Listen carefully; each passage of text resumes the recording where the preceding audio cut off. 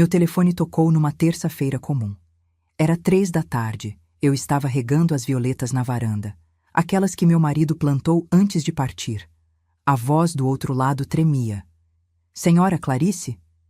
Sim, quem fala? Aqui é o Fábio, o fotógrafo do casamento do Gabriel.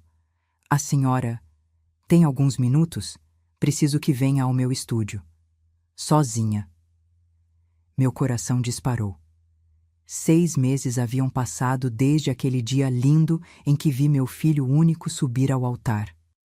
6 meses desde que gastei cada centavo das minhas economias para realizar o sonho dele. E agora, um fotógrafo ligando com essa urgência? Aconteceu algo com as fotos? Perguntei, tentando soar calma. Senhora, ele respirou fundo. Encontrei algo revisando os arquivos.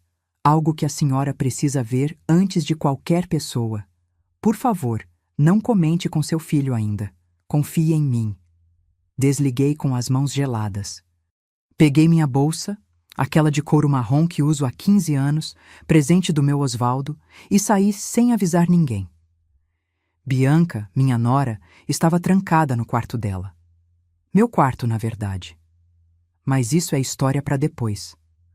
O estúdio ficava a 20 minutos. Cada semáforo vermelho parecia uma eternidade. Minha cabeça girava.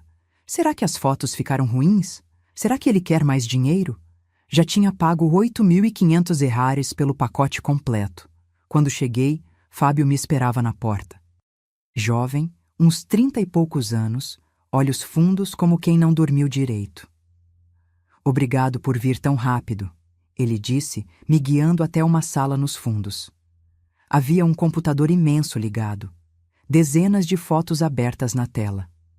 Senhora Clarice, eu não queria ser o mensageiro disso, mas se fosse com minha mãe, eu gostaria que alguém contasse. Ele clicou em uma pasta. Essas fotos aqui, eu estava editando os últimos arquivos que sobraram. Ampliei algumas para ajustar a luz e... A imagem encheu a tela. E meu mundo desabou. Ali, nos fundos do salão de festas, longe dos olhares da família, minha nora Bianca estava grudada em outro homem. Não era um abraço inocente. Era um beijo. Mãos entrelaçadas, corpos colados. O rosto dela tinha aquela expressão, aquela intimidade de quem conhece cada centímetro daquela boca.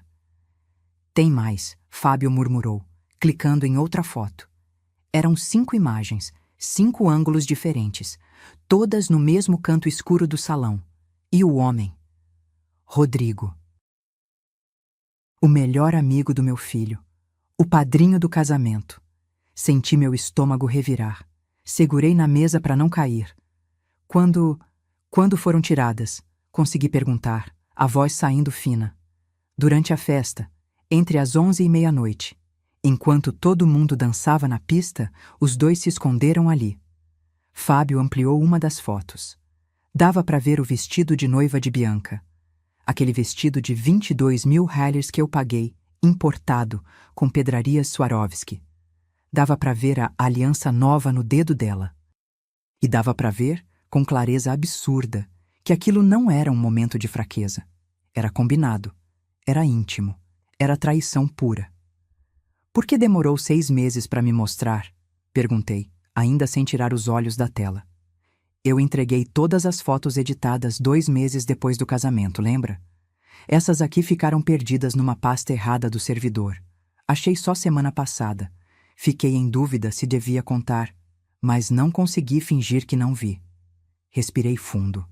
Minha garganta ardia. Pode me mandar essas fotos? Ele assentiu e me passou um pendrive. Já estão aqui. E senhora, sinto muito. Saí daquele estúdio sem rumo. Entrei no carro e fiquei ali, parada no estacionamento, segurando aquele pendrive como se fosse uma bomba. Meu filho tinha sido traído no próprio casamento dele. E eu? Eu tinha pago 187.000 reais para bancar a farsa. Mas o pior ainda estava por vir. Porque quando cheguei em casa naquela noite e vi Bianca rindo ao telefone na minha sala, usando meu sofá, bebendo na minha taça, entendi que aquilo não era só traição. Era um golpe. E eu estava bem no centro dele. Se você quer saber como uma mãe de 67 anos desmascara a mentira mais cruel da própria vida, não saia daí, porque essa história está apenas começando. E se você gosta de relatos reais, de histórias que poderiam acontecer com qualquer família, inscreva-se no canal agora. Você não vai querer perder o que vem a seguir. Deixa eu voltar um pouco, porque para você entender a dor que eu senti naquele estúdio, precisa saber como tudo começou. Conheci Bianca há 2 anos. Foi num domingo de churrasco na casa da minha comadre Lourdes. Gabriel tinha ido comigo, resmungando como sempre. Meu filho nunca foi de reuniões familiares. Preferia ficar em casa mexendo no computador, trabalhando até de madrugada naquela empresa de tecnologia. 35 anos, solteiro, focado demais na carreira. Eu já tinha perdido a esperança de ver netos. Mas naquele dia, ele apareceu diferente. Olhos brilhando, sorriso largo. E ao lado dele, uma moça de cabelos lisos até a cintura, olhos claros, vestido florido que marcava bem o corpo. Mãe, essa é a Bianca. Ela me abraçou com aquele cheiro de perfume caro, daqueles que vendem em shopping. Dona Clarice, Gabriel fala tanto da senhora, que prazer finalmente conhecer. 28 anos, publicitária, morando sozinha num apartamento pequeno em Pinheiros. Pelo menos era o que ela contava. E eu? Fiquei encantada. Porque depois de 8 anos sozinha, desde que meu Osvaldo partiu daquele infarto fulminante, me deixando viúva aos 59, eu tinha esquecido como era bom ver meu filho feliz assim. Bianca começou a frequentar minha casa. Toda semana tinha um motivo. Vinha jantar, trazia sobremesa, pedia receita de bolo, sempre com aquele jeitinho doce, me chamando de mãezinha. Mãezinha, me ensina a fazer aquele estrogonofe que o Gabriel ama? Mãezinha, posso te pedir um conselho sobre meu trabalho? Mãezinha, você é a sogra que eu sempre sonhei ter. Eu derretia. Que idiota.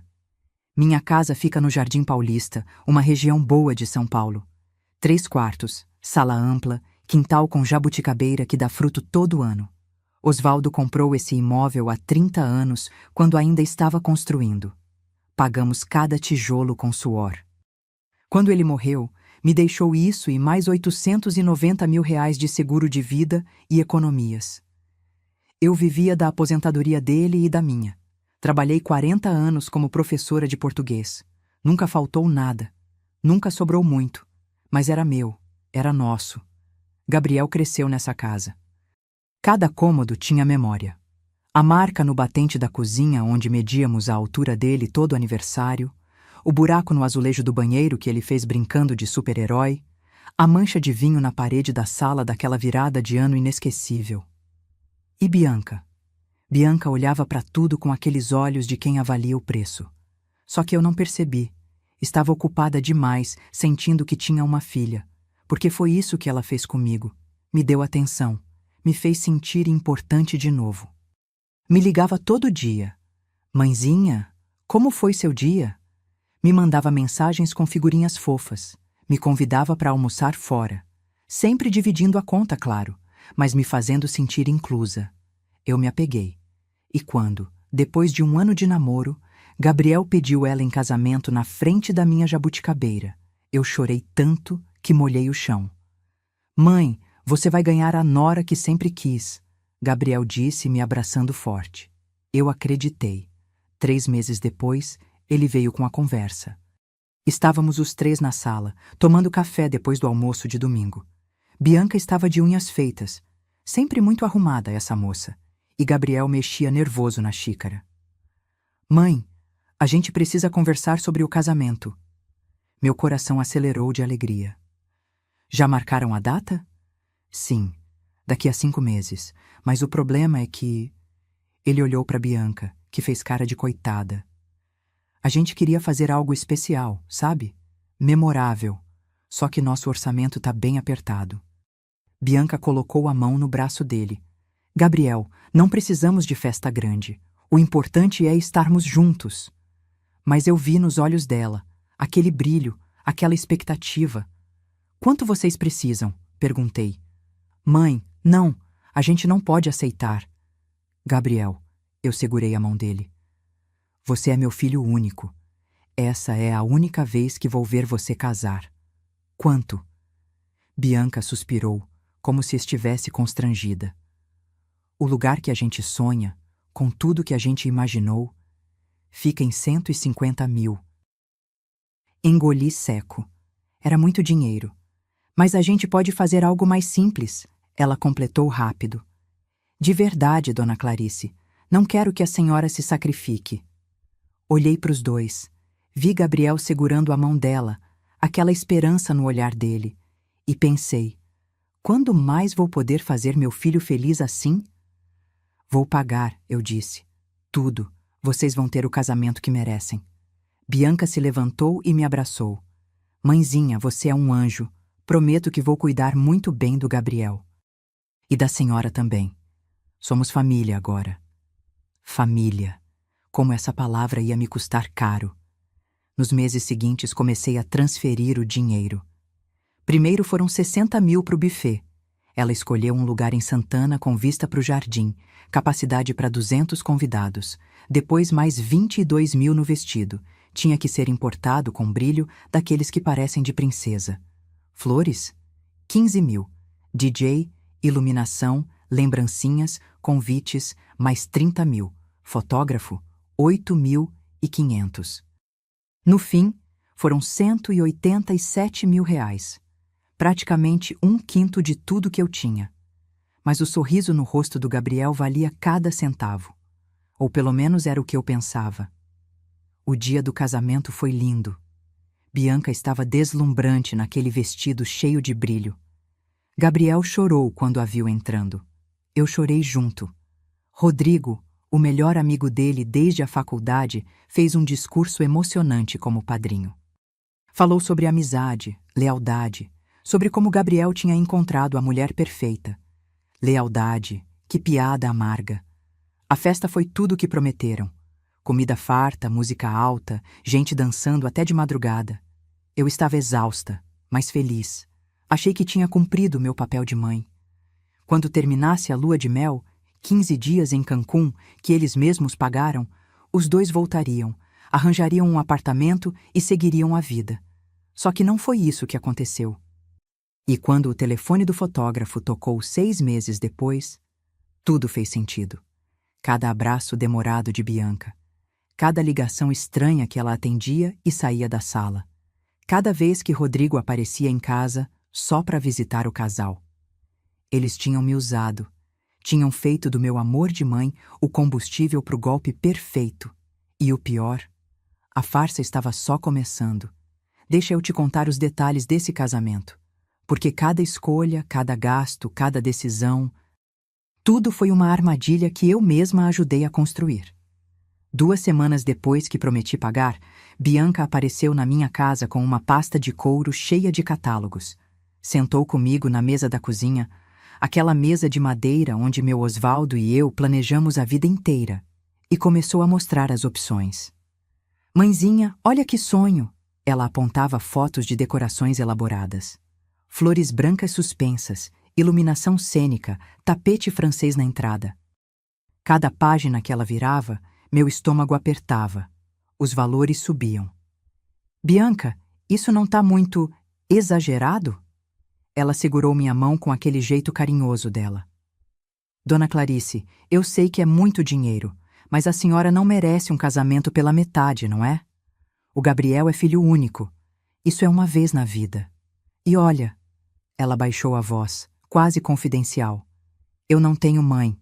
Perdi ela quando tinha 12 anos. A senhora é a mãe que eu nunca tive. Quero que esse dia seja especial para a senhora também. Engoli as lágrimas. Como eu ia dizer não para uma moça que me via como mãe? Tá bom, vamos fazer direito então. O sorriso dela foi de orelha a orelha. Nos dias seguintes, Bianca tomou conta de tudo.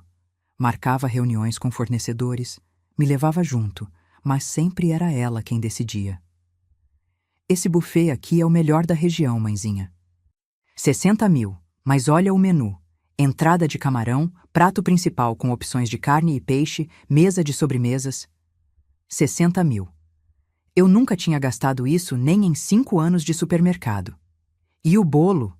Olha esse de 5 andares com flores comestíveis. 4.500. 4.500 num bolo. O vestido, mãezinha. Encontrei o vestido. Ela mostrou a foto no celular. Tomara que caia cheio de pedrarias, cauda longa. É importado da Itália, 22 mil. Mas quando o Gabriel me ver descendo aquela escadaria, eu olhava os números se acumulando no meu caderninho. Já tinha sacado 80 mil da poupança, e ainda faltava metade. Mas Gabriel estava radiante. Nunca tinha visto meu filho assim. Ele trabalhava o dia inteiro, chegava em casa exausto, mas quando Bianca mostrava as fotos dos preparativos, ele abraçava ela e dizia: Mãe, obrigado, sério, você está realizando nosso sonho. Nosso sonho. Como doía ouvir isso agora, sabendo a verdade. O fotógrafo foi ideia dela também. Mãezinha, não podemos contratar qualquer um. Precisa ser alguém que capture cada momento, cada emoção. O Fábio é o melhor. 8.500 pelo pacote completo. Pré-wedding, cerimônia, festa e ensaio pós-casamento. 8.500 para tirar foto. Mas eu paguei. Transferi para a conta que Bianca me passou. Conta dela porque assim fica mais fácil gerenciar os pagamentos, mãezinha.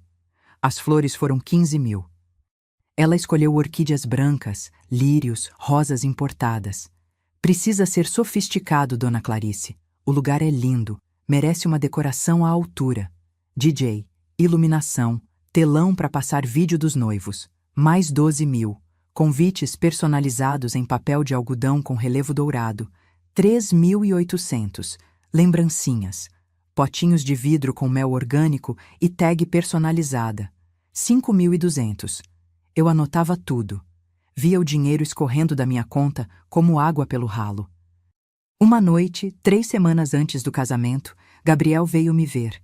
Sentou do meu lado no sofá, aquele sofá de tecido bege que eu e Osvaldo compramos quando nos mudamos para cá. Mãe, tem certeza que a senhora tá bem com tudo isso? Sei que é muito dinheiro.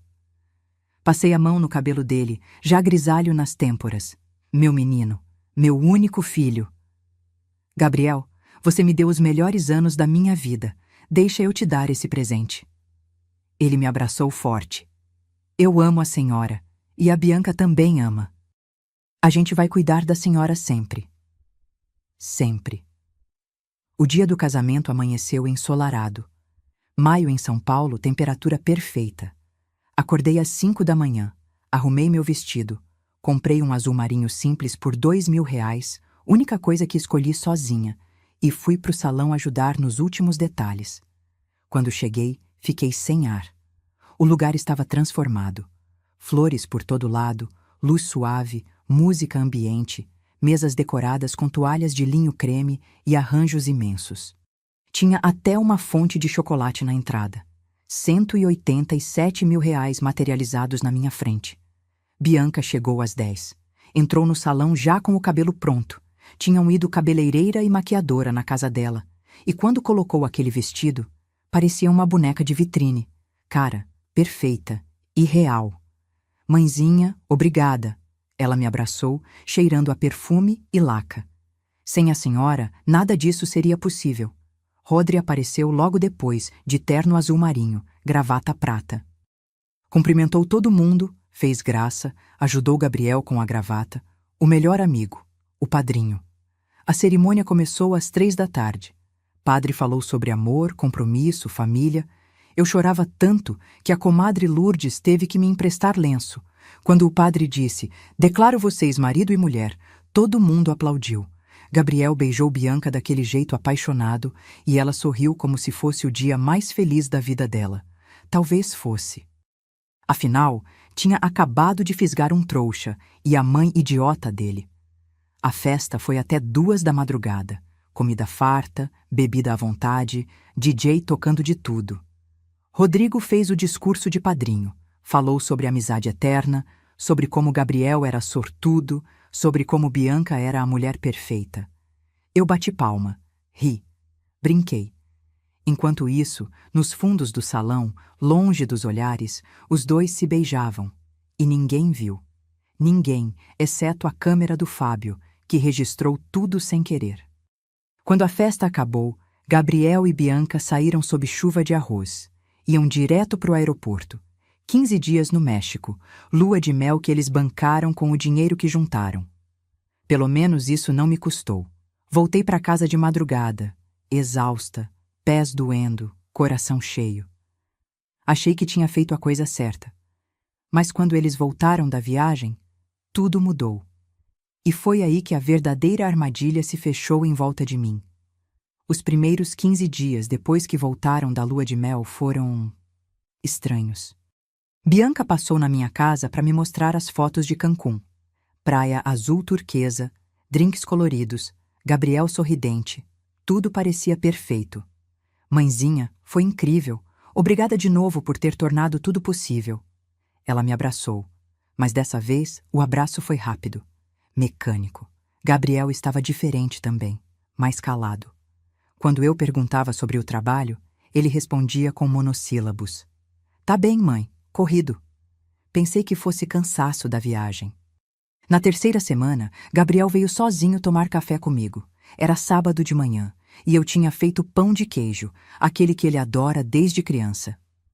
Mãe, a gente precisa conversar. Meu estômago gelou.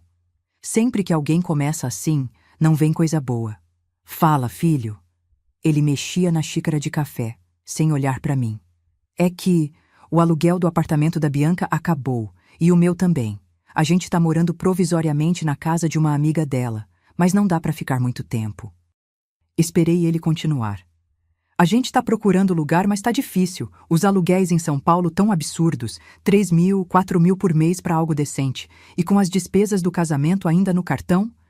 Ele não terminou a frase, mas eu entendi o pedido antes mesmo de ele fazer. Vocês querem morar aqui? Ele finalmente me olhou. Só por uns meses, mãe. Até a gente juntar grana pro aluguel e entrada. Seria uma economia enorme e, sei lá, a senhora não fica sozinha. É casa grande. Tem espaço. Meu coração apertou. Parte de mim, a parte idiota, a parte que ainda acreditava em família, ficou feliz. Ter meu filho por perto de novo. Não acordar mais naquela casa silenciosa, só eu e as memórias. Claro, filho, essa sempre foi sua casa também. O sorriso dele foi de alívio. Obrigado, mãe. Prometo que não vai ser um incômodo. A Bianca é organizada, limpa, tranquila. Você nem vai sentir que a gente tá aqui. Mentira. Eles se mudaram numa quinta-feira chuvosa. Trouxeram 3 malas grandes, caixas de livros, roupas, objetos. Bianca olhava para casa como se estivesse avaliando cada canto. Dona Clarice, a gente pode usar o quarto do fundo? É o maior. O quarto do fundo era o meu quarto. O quarto que eu dividia com Osvaldo por 30 anos. A cama onde ele dormiu pela última vez.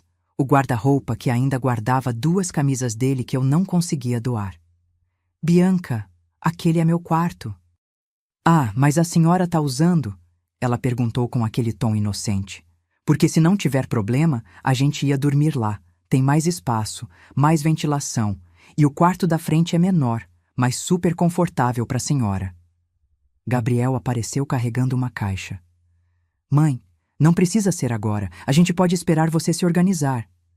Mas Bianca já estava abrindo a porta do quarto. Nossa, que legal! Olha, amor, tem até closet. Eu fiquei ali parada, sentindo o chão sumir debaixo dos meus pés. Tudo bem, murmurei. Vocês podem ficar com o quarto.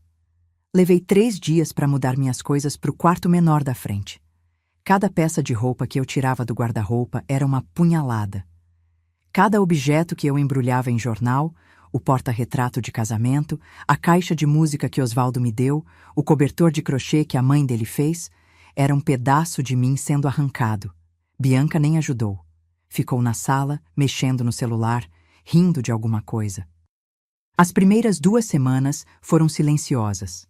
Bianca levantava tarde, tomava café, ficava no quarto ou saía. Gabriel trabalhava o dia inteiro, chegava às 8 da noite, jantava e ia dormir.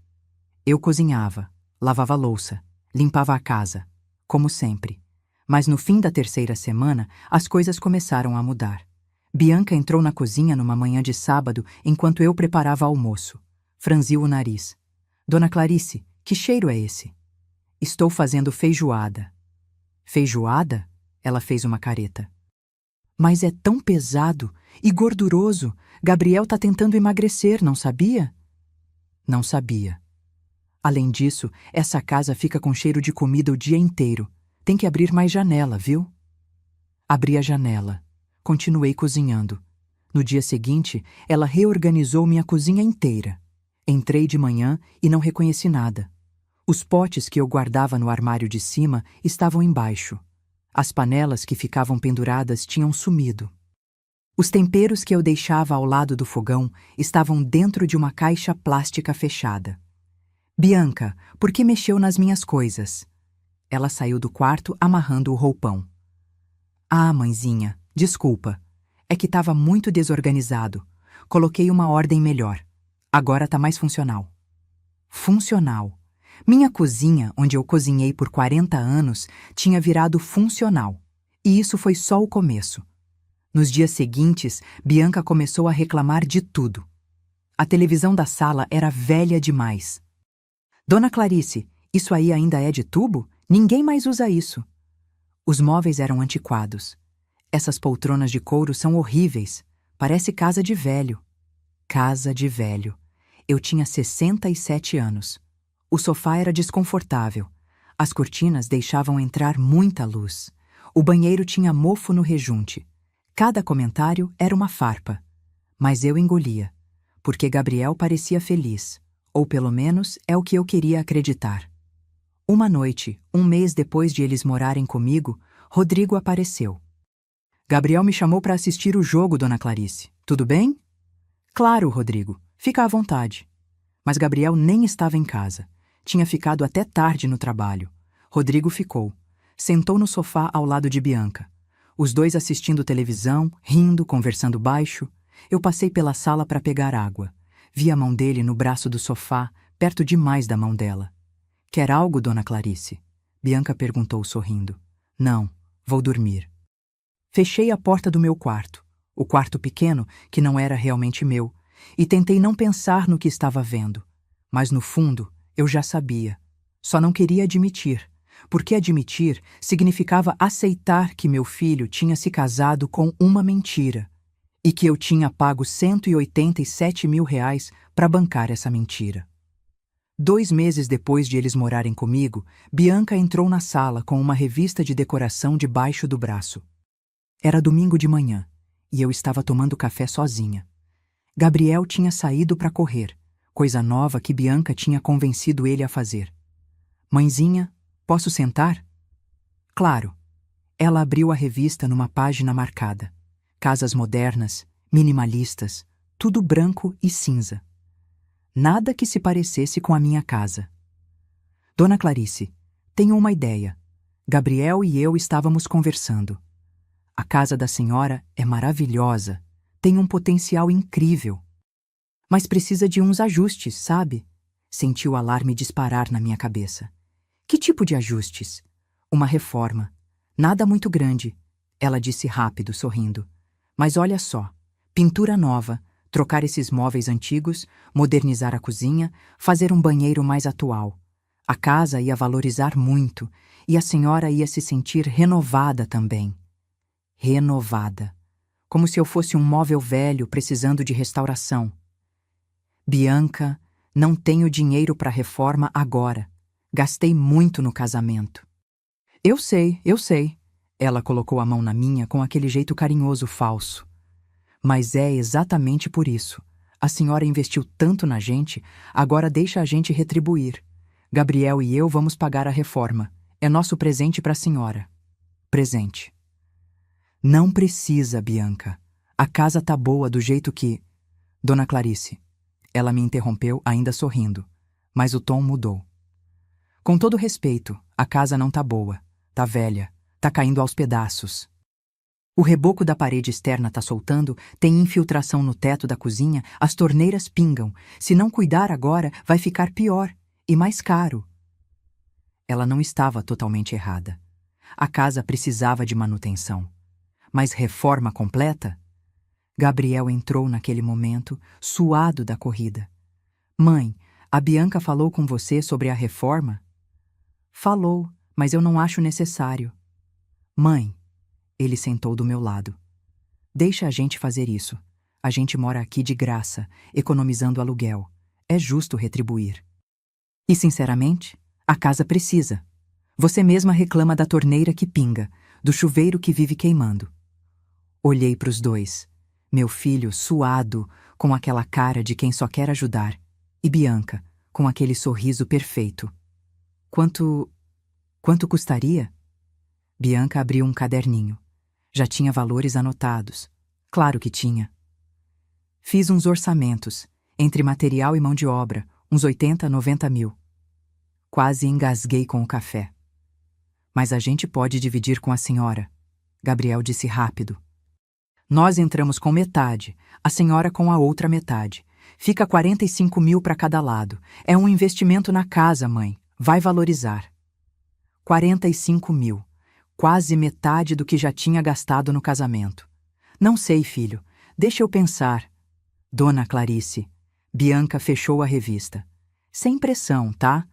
Mas se a gente for fazer, tem que ser logo. Encontrei um empreiteiro ótimo, mas ele tá muito requisitado. Se não decidir essa semana, vai ter que esperar meses.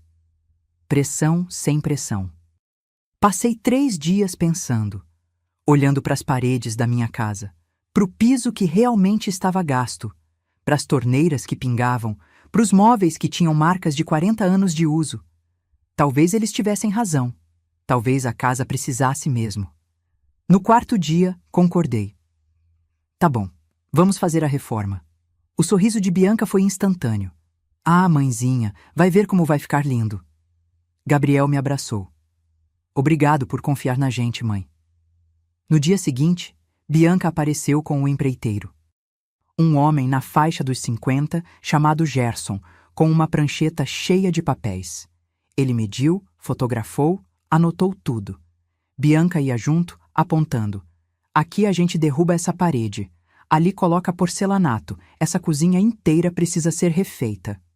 Derruba a parede? Ninguém tinha falado em derrubar nada. Bianca, espera. Derrubar parede não estava no plano. Mãezinha, confia. É para ampliar a sala. Vai ficar muito mais moderna. Gerson entregou o orçamento final. 95 mil reais. 5 mil a mais do que Bianca tinha dito. É porque incluí umas melhorias, ela explicou. Tipo troca de fiação elétrica, que tá antiga, essencial para a segurança. Gabriel concordou com tudo. E eu? Fui no banco, saquei meus 45 mil. Dei o dinheiro pro Gabriel, que depositou junto com a parte dele na conta da Bianca. É para facilitar os pagamentos, mãe. A Bianca tá gerenciando tudo. A obra começou numa segunda-feira. 3 homens chegaram às 7 da manhã com furadeiras, marteletes, sacos de cimento. O barulho era ensurdecedor. Nos primeiros dias, só quebraram coisas. A parede entre a sala e a cozinha veio abaixo. Pó em todo lugar. Cheiro de tinta, cimento, cola. E então começaram a mexer nos móveis. Dona Clarice, a gente vai ter que tirar esses móveis antigos daqui. Tá atrapalhando a obra, Gerson disse. Pode colocar no quintal, eu cubro com lona, sugeri. Mas quando saí para fazer compras e voltei, metade dos móveis tinha sumido. Bianca, cadê a poltrona do Osvaldo? Aquela de couro verde musgo que ficava na sala? Ela nem olhou para mim, ocupada mexendo no celular. Ah, aquela? Joguei fora. Tava muito velha, mãezinha, rasgada, feia. Ninguém ia querer. Senti o ar sair dos meus pulmões. Você jogou fora? Sim. E aquele relógio de parede também. Aquele que fazia barulho a cada hora? Doei pro Gerson. Ele disse que a mãe dele gosta dessas coisas antigas. O relógio carrilhão. O relógio que Osvaldo comprou na nossa lua de mel em Campos do Jordão. O relógio que tocava às 6 da tarde, sempre, e ele parava o que estava fazendo só para escutar. Bianca. Minha voz saiu tremendo. Você não tinha direito de fazer isso. Aquelas coisas eram minhas, eram do Osvaldo. Ela finalmente me olhou. E naquele olhar, pela primeira vez, vi frieza pura. Dona Clarice, com todo o respeito, eram coisas velhas, imprestáveis.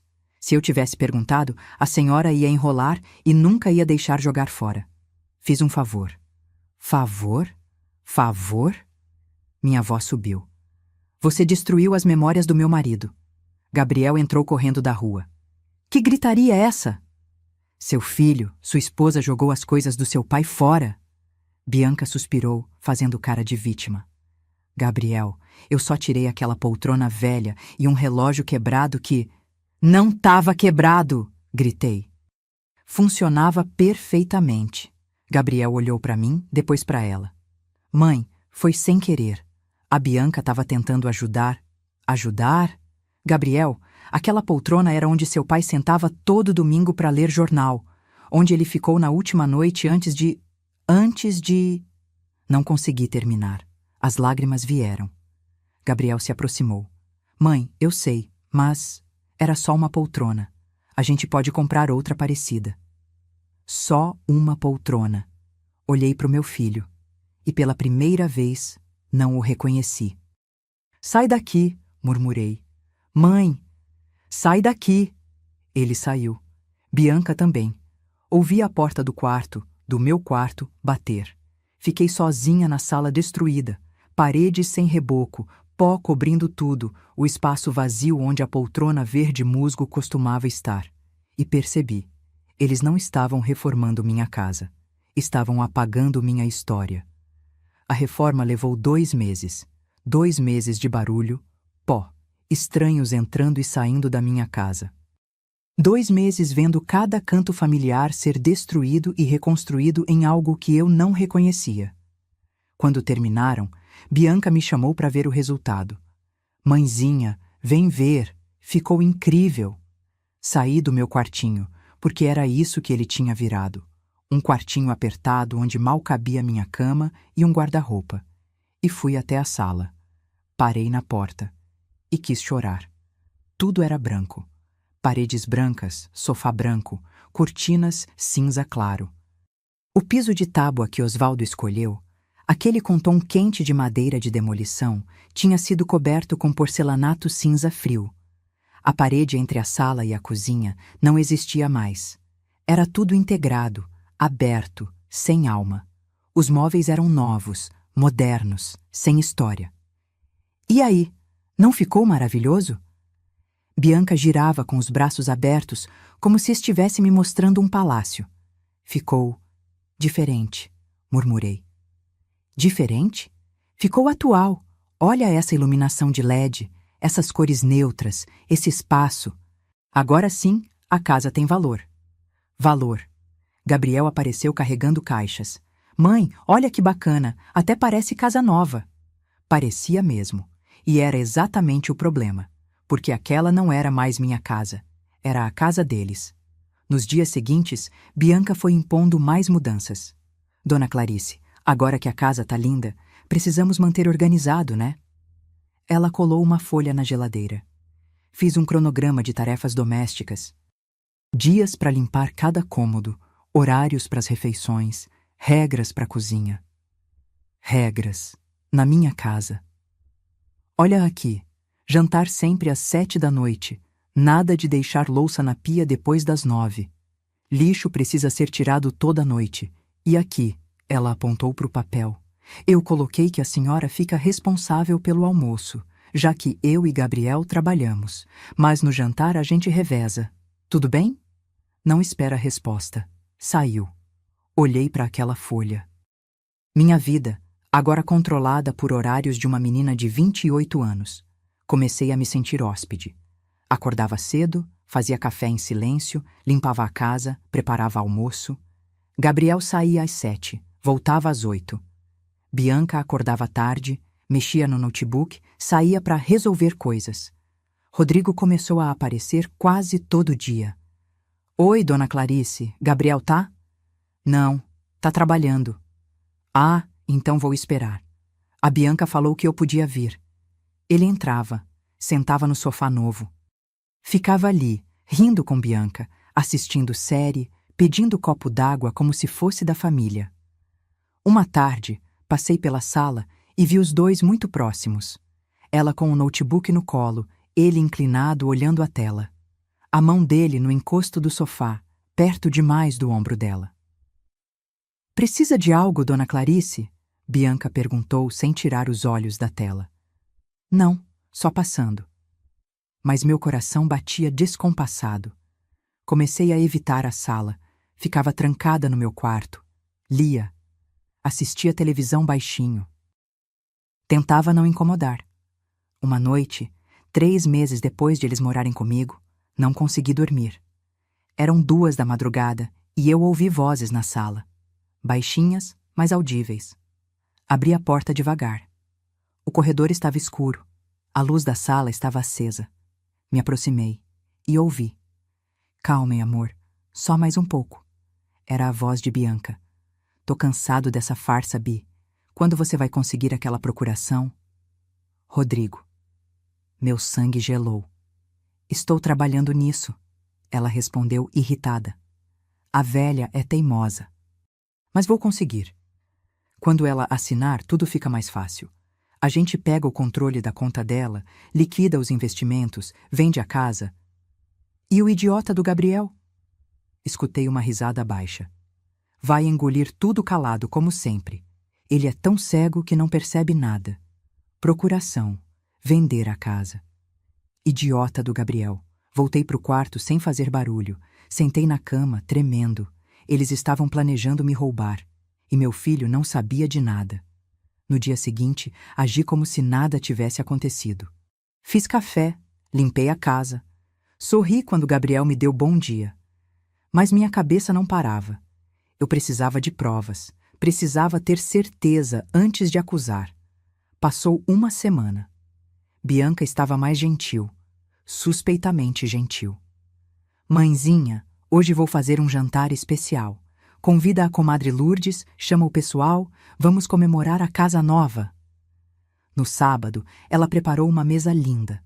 Comida, vinho, sobremesa. Gabriel estava feliz. Lourdes e mais 2 casais vieram. No meio do jantar, Bianca bateu na taça. "Gente, queria fazer um brinde. A Dona Clarice, que nos recebeu de braços abertos, a família e ao futuro." Todo mundo aplaudiu. Eu forcei um sorriso. Depois do jantar, quando todos foram embora, Bianca e Gabriel me chamaram para a sala. "Mãe, senta aqui." Meu estômago apertou. Gabriel pegou uma pasta. Abriu. Tinha vários papéis dentro. "Mãe, a Bianca e eu estávamos conversando. A senhora tá ficando mais velha. 67 anos já, né? E com tanta coisa para administrar, contas, investimentos, essa casa, a gente ficou preocupado." "Preocupado com quê?" Bianca colocou a mão no meu braço. "Mãezinha, não leva a mal, mas a senhora às vezes esquece coisas. Semana passada deixou o fogão aceso a noite inteira. Outro dia, não lembrava se tinha pagado a conta de luz." "Mentira. Nunca esqueci nada disso." "A gente quer ajudar a senhora", Gabriel continuou. "Por isso preparamos isso aqui." Ele tirou um documento da pasta. "É uma procuração. Permite que eu e a Bianca administremos seus bens, só para facilitar, para a senhora não ter que se preocupar com nada." Procuração. A palavra que ouvi na conversa deles. Peguei o papel. Li. Procuração com poderes plenos. Conta bancária, investimentos, venda de imóveis, tudo. "Gabriel, isso dá controle total da minha vida para vocês. É só para ajudar, mãe, pro seu bem, pro meu bem." Olhei para os dois. Meu filho, com aquela cara de quem acredita estar fazendo o certo, e Bianca, com aquele sorriso falso, aqueles olhos calculistas. "Preciso pensar." O sorriso de Bianca sumiu. "Pensar? Dona Clarice, isso é pro seu próprio benefício. Não entendo a resistência." "Eu disse que preciso pensar." Me levantei. Peguei minha bolsa. Saí para caminhar. Eram 10 da noite, mas eu precisava de ar. Quando voltei, a casa estava escura. Fui pro meu quarto. Tranquei a porta. E chorei até o travesseiro ficar encharcado. Meu filho queria me tirar tudo. Ou pior, não queria. Mas estava sendo manipulado por aquela cobra. Fiquei deitada, olhando para o teto, pensando em Osvaldo, no que ele faria nessa situação. E então meu celular tocou. Era um número desconhecido. Atendi. Dona Clarice, aqui é o Fábio, o fotógrafo do casamento. A senhora tem alguns minutos? Meu coração disparou. Tenho. Precisa vir ao meu estúdio, amanhã, se possível. Encontrei algo nas fotos. Algo que a senhora precisa ver. E, por favor, não conte para o Gabriel ainda. Desliguei o telefone com a mão tremendo. Aquela ligação ia mudar tudo. Eu só não sabia ainda o quanto. Não dormi naquela noite. Fiquei olhando para o teto do quartinho, pensando na ligação do fotógrafo, na procuração, na conversa que ouvi entre Bianca e Rodrigo. Tudo começava a se conectar. Mas eu ainda não tinha a peça final do quebra-cabeça. Na manhã seguinte, terça-feira, esperei Gabriel sair para o trabalho. Bianca estava no quarto, ainda dormindo. Ela sempre acordava tarde. Vesti minha calça jeans, blusa discreta, peguei a bolsa e saí em silêncio. O estúdio do Fábio ficava em Pinheiros. 20 minutos de ônibus. Desci na frente, subi 2 lances de escada e toquei a campainha. Ele abriu quase na hora. Parecia ainda mais cansado que da última vez. Dona Clarice, obrigado por vir. Entramos. Mesma sala, mesmo computador ligado. Mas dessa vez ele tinha mais arquivos abertos. Eu não queria fazer isso por telefone, ele começou, apontando para a cadeira. O que vou mostrar para a senhora é complicado. Sentei, segurando a bolsa com força. Ele clicou em uma pasta. Apareceram as fotos que eu já tinha visto. Bianca e Rodrigo se beijando nos fundos do salão. Essas a senhora já conhece. Mas tem mais. Clicou em outra pasta. Uma sequência de fotos apareceu. Bianca e Rodrigo em momentos diferentes da festa, conversando perto do bar, rindo no jardim. As mãos deles entrelaçadas embaixo da mesa durante o jantar. Isso foi durante o casamento inteiro. Não foi um momento, foi a noite toda. Minha respiração ficou pesada. Mas o que me deixou mais inquieto, Fábio continuou, foi isso aqui. Ele abriu uma foto ampliada. Bianca estava de costas, falando ao celular, longe da festa. O fotógrafo tinha capturado ela sem querer. Consegui ler os lábios dela. Eu fiz curso de linguagem labial para trabalhar com deficientes auditivos. Olha o que ela está dizendo. Ele passou o dedo na tela, acompanhando o movimento dos lábios dela na foto. Consegui, amor. Ela apagou tudo. Agora é só o segundo passo. Senti o chão sumir. Tem mais. Olha a hora dessa foto. 23h40. Poucos minutos depois que ela cortou o bolo com seu filho. Amor. Ela chamou alguém de amor durante o próprio casamento. Quem ela estava ligando? Fábio clicou em outra foto. Rodrigo no mesmo horário, parado sozinho no estacionamento. Celular no ouvido, sorrindo. Eles se falaram a noite inteira, Dona Clarice, por telefone, por mensagens, enquanto seu filho comemorava o casamento dele. Fechei os olhos. Senti a náusea subir. Eu posso te dar todas essas fotos, Fábio disse baixinho. Mas antes de fazer qualquer coisa, a senhora precisa ter certeza do que está lhe dando. Isso não é só traição. Parece planejado, premeditado. Abri os olhos. Eu sei. Ouvi eles conversando. Estão tentando me fazer assinar uma procuração. Fábio ficou pálido. Procuração? Contei tudo. A reforma, os objetos jogados fora, a convivência manipuladora, a conversa que escutei na madrugada. Ele balançou a cabeça. Dona Clarice, isso é golpe.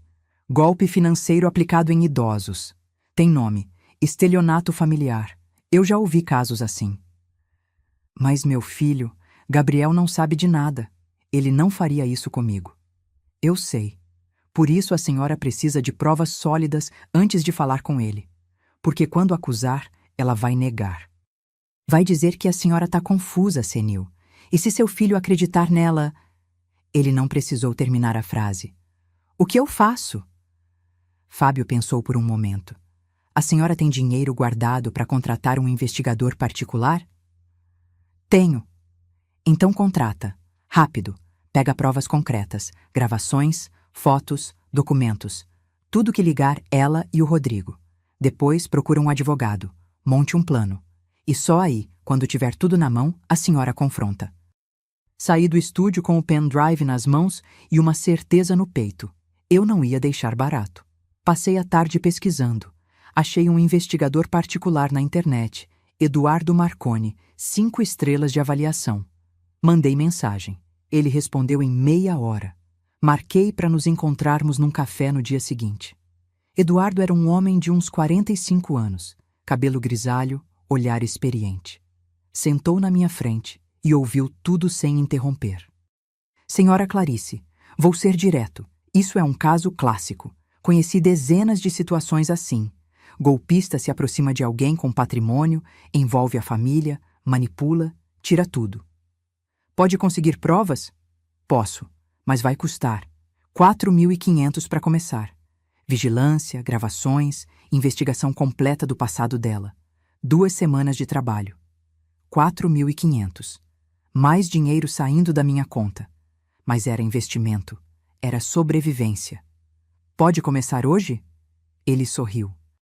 Já comecei. Pesquisei ela enquanto vinha para cá. Bianca Ferreira Costa, certo? Assenti. Tem histórico. 3 relacionamentos anteriores com homens mais velhos. Todos terminaram com processos ou acordos extrajudiciais por apropriação indébita. Ela é profissional nisso. Meu estômago revirou. E o Rodrigo? Também tenho informações preliminares.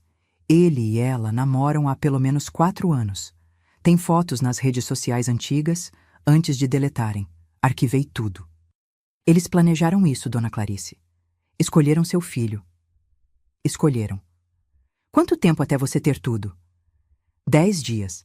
Vou seguir ela, gravar conversas, pegar tudo.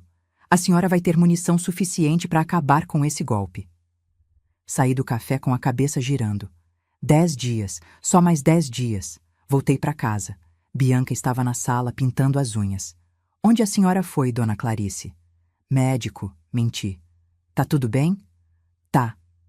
Fui pro meu quarto, tranquei a porta, sentei na cama e respirei fundo. Naquela noite, Gabriel chegou mais cedo. Me chamou para a sala. Bianca estava lá, sorrindo.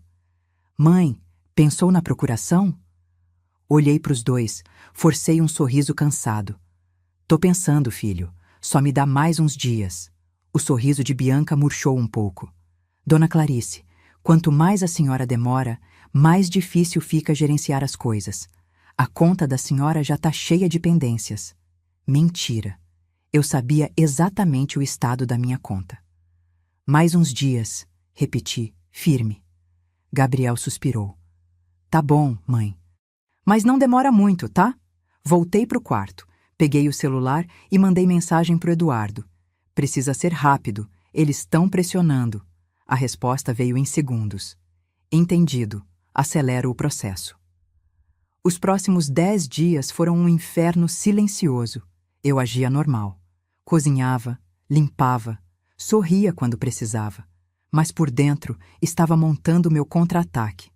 Eduardo me mandava atualizações diárias, fotos de Bianca encontrando Rodrigo em hotéis, áudios de conversas deles planejando o golpe. E o pior de todos, uma gravação deles rindo, dizendo que eu era uma velha ingênua fácil de manipular. Quando ouvi aquilo, chorei sozinha no banheiro. Mas as lágrimas logo se transformaram em raiva. No 10º dia, Eduardo me enviou um arquivo completo.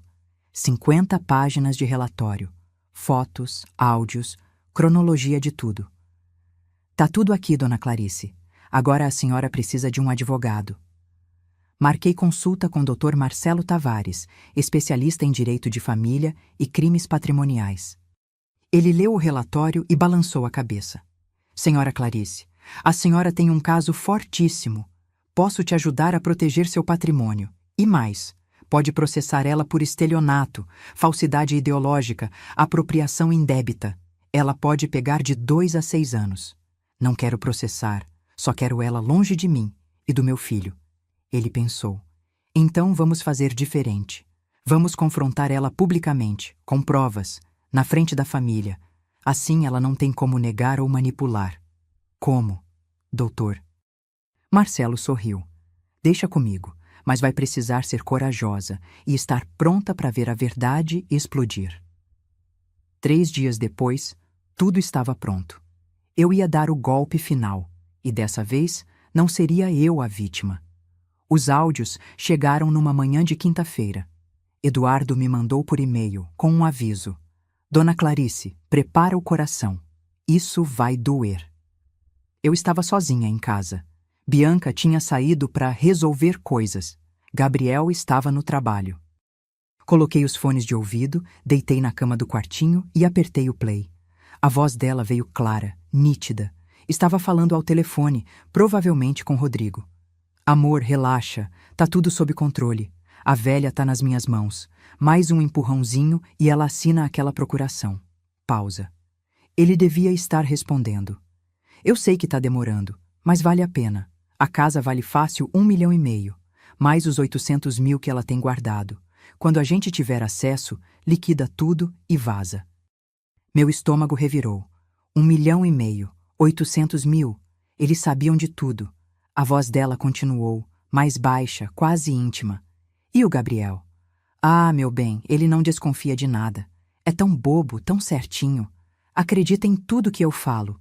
Quando a gente terminar isso, eu peço divórcio, invento que ele me traiu, pego metade de tudo e a gente some. Risos. Os dois rindo. Concordo, amor. Foi a melhor ideia que a gente já teve. Casar com o idiota, pegar a confiança da mãe, roubar tudo. Genial. Parei o áudio.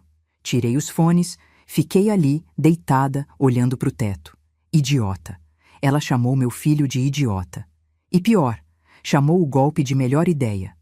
Limpei as lágrimas, respirei fundo e continuei ouvindo. O segundo áudio era ainda pior. Rod, você devia ver a cara dela quando joguei aquela poltrona fora. Quase teve um treco. Risada. Mas fez bem. Tinha que apagar tudo daquele velho. A casa agora é nossa. Quando a gente vender, ninguém vai lembrar que foi dela. Ninguém vai lembrar que foi dela. Minha casa, minha história, minha vida. Tudo resumido a um obstáculo para ser apagado. O terceiro áudio era de uma conversa entre Bianca e Rodrigo pessoalmente. Eduardo tinha conseguido gravar num restaurante onde eles se encontraram. Quanto tempo mais a gente vai ter que aguentar essa farsa? Rodrigo perguntava, irritado. Mais 1 mês no máximo. Assim que ela assinar, a gente move o dinheiro, coloca a casa à venda e inventa uma emergência. Tipo, doença na família, sei lá. Sumimos. E o Gabriel? Deixo uma carta dizendo que não deu certo, que me apaixonei por outra pessoa. Ele vai sofrer um pouco, vai chorar, mas vai superar. Homem sempre supera. Rodrigo riu. Você é cruel. Não, amor, eu sou esperta. Desliguei. Não conseguia ouvir mais. Eduardo tinha me mandado 12 áudios, 12 conversas diferentes, todas com o mesmo tom, deboche, cálculo, crueldade. Mas tinha mais.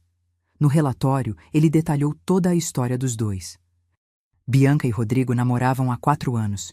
Conheceram-se num bar em São Paulo. Ela trabalhava aplicando pequenos golpes, fingia interesse em homens mais velhos, tirava dinheiro e sumia.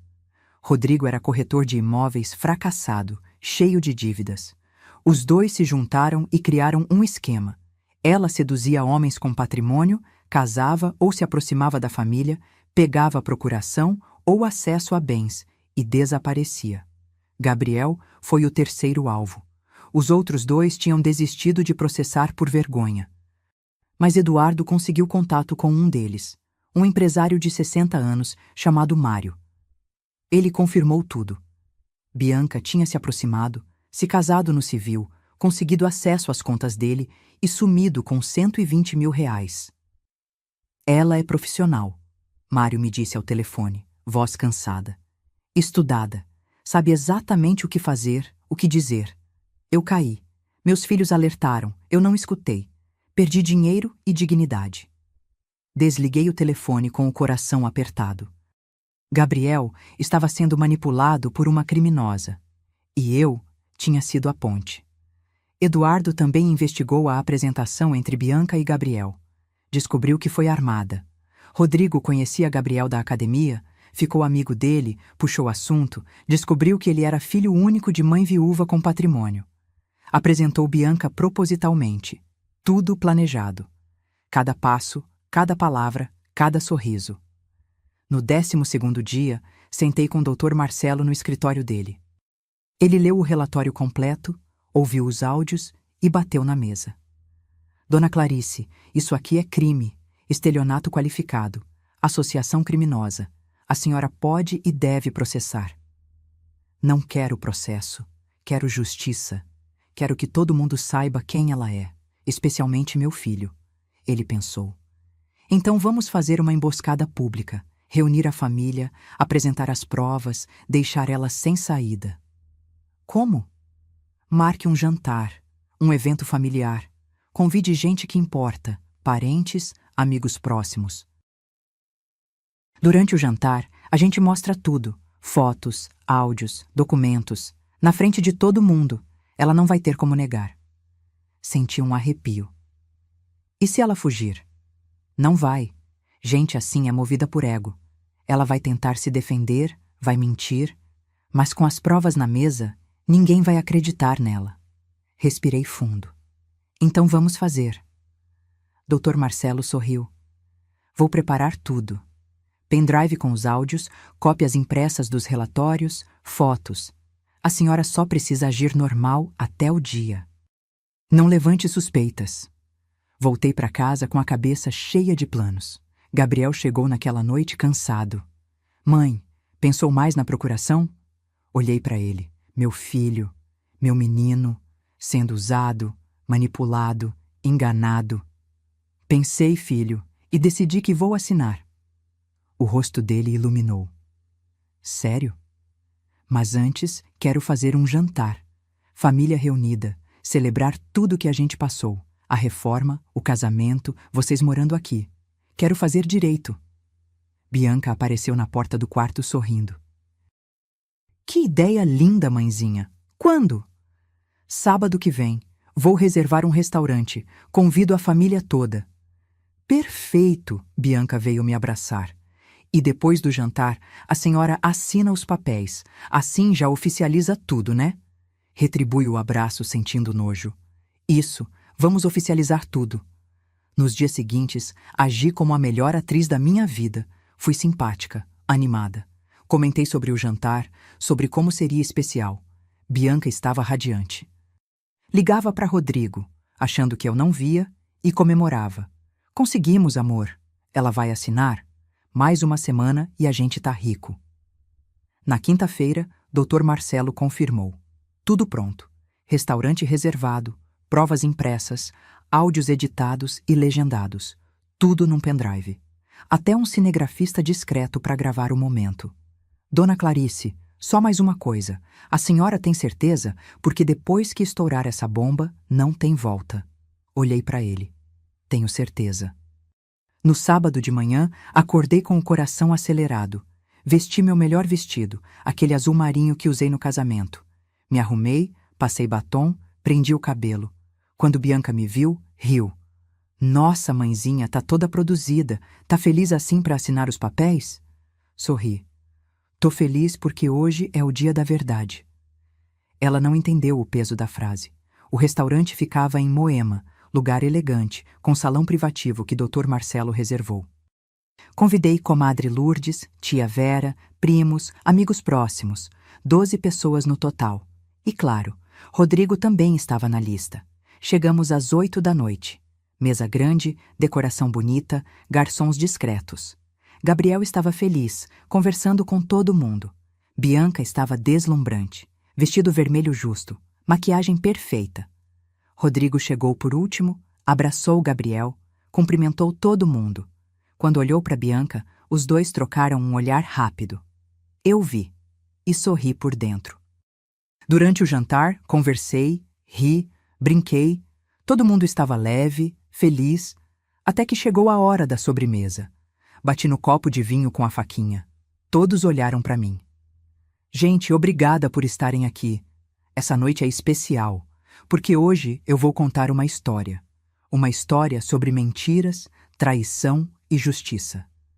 Gabriel franziu a testa. Mãe, o que? Deixa eu terminar, filho. Um garçom trouxe um telão. Dr. Marcelo, que estava discreto num canto, ligou o projetor.